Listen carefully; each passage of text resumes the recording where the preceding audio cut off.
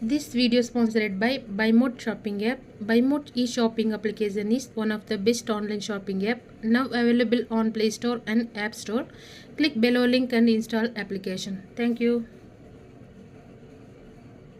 ఈ cauliflower curry కోసం నేను ఇక్కడ ఒక క్యాలీఫ్లవర్ మొత్తాన్ని తీసుకున్నాను.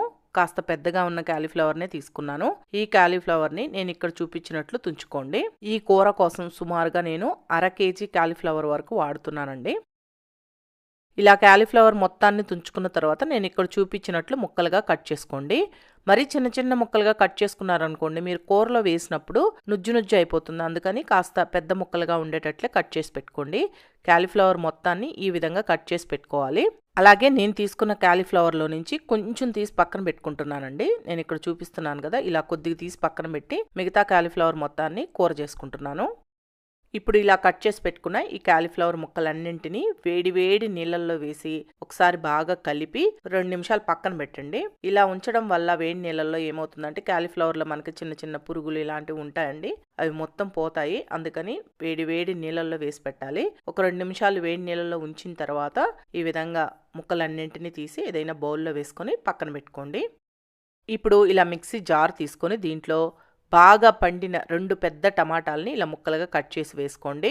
అలాగే దీంట్లోనే ఒక 5-6 జీడిపప్పులు కూడా వేసి ఈ రెండింటిని కలిపి మెత్తటి పేస్ట్ లాగా చేసుకోవాలి. చూడండి, ఈ విధంగా మెత్తటి పేస్ట్ చేసుకొని పక్కన పెట్టుకోండి. ఇప్పుడు ప్యాన్లోకి 3 లేదా 4 టేబుల్ స్పూన్ల దాకా ఆయిల్ వేసుకొని ఈ ఆయిల్ కాగిన తర్వాత దీంట్లో ఒక 1/2 టీ స్పూన్ జీలకర్ర వేసి వేయించండి. జీలకర్ర వేగింది అనుకున్న తర్వాత మీడియం సైజు 2 ఉల్లిపాయల్ని మీకు ఎంత వీలైతే అంత సన్నగా కట్ చేసి వేయండి. దీంట్లోనే 3 పచ్చిమిరపకాయలని పొడవుగా కట్ చేసి వేసుకోండి. అలాగే ఒక రెమ్మ కరివేపాకు, 1/2 టీ స్పూన్ పసుపు, 1 టీ స్పూన్ ఉప్పు వేసుకొని ఉల్లిపాయ ముక్కలు మెత్తబడేంత వరకు వేయించుకోండి. ఉల్లిపాయ ముక్కలు సన్నగా ఎందుకు కట్ చేయమన్నానంటే ఉల్లిపాయ ముక్కలు బాగా సన్నగా కట్ చేసి వేస్తే కూర అనేది మీకు చిక్కటి గ్రేవీ లాగా వస్తుందన్నమాట. అందుకని ఇలా సన్నగా కట్ చేసి వేసుకోమని చెప్పాను. ఉల్లిపాయ ముక్కలు కాస్త మెత్తబడేంత వరకు వేయించండి. అంటే ఒక 2 నిమిషాలు అలా వేయిస్తే సరిపోతుంది.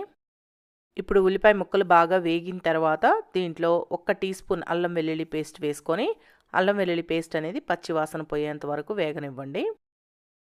ఇప్పుడు అల్లం వెల్లుల్లి పేస్ట్ కూడా వేగిన తర్వాత దీంట్లో మనం ముందుగా వేడి నీళ్ళలో వేసి పెట్టుకున్న ఈ క్యాలీఫ్లవర్ ముక్కలు మొత్తాన్ని వేసుకొని ఫ్లేమ్ని లో ఫ్లేమ్లో పెట్టి ఇలా నిదానంగా కలుపుకుంటూ ఒక 3-4 నిమిషాలు వేయించుకోండి. క్యాలీఫ్లవర్ ముక్కలు కొద్దిగా ఆయిల్లో వేగితే టేస్ట్ బాగుంటుంది. అలాగే మరీ ఎక్కువ కలపకుండా నిదానంగా కలుపుతూ వేయించుకోండి. ఎక్కువ కలిపేశారు అంటే ముక్కలన్నీ చిదిరిపోయినట్లు అయిపోయి చిన్న చిన్న ముక్కలుగా అయిపోతాయి.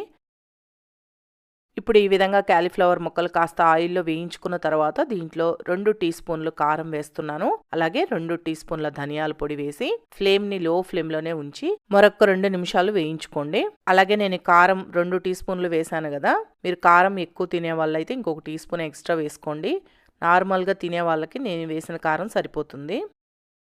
ఇప్పుడు మరొక 2 నిమిషాలు వేయించుకున్న తర్వాత దీంట్లో మనం ముందుగా గ్రైండ్ చేసి పెట్టుకున్న టమాటా పేస్ట్ ఉంది కదా, పేస్ట్ మొత్తాన్ని వేసుకొని ఫ్లేమ్ని లో ఫ్లేమ్లోనే ఉంచి ఆయిల్ సపరేట్ అయ్యేంత వరకు వేయించండి. టమాటా పేస్ట్ అనేది బాగా వేగాలి, అప్పుడే టేస్ట్ బాగుంటుంది.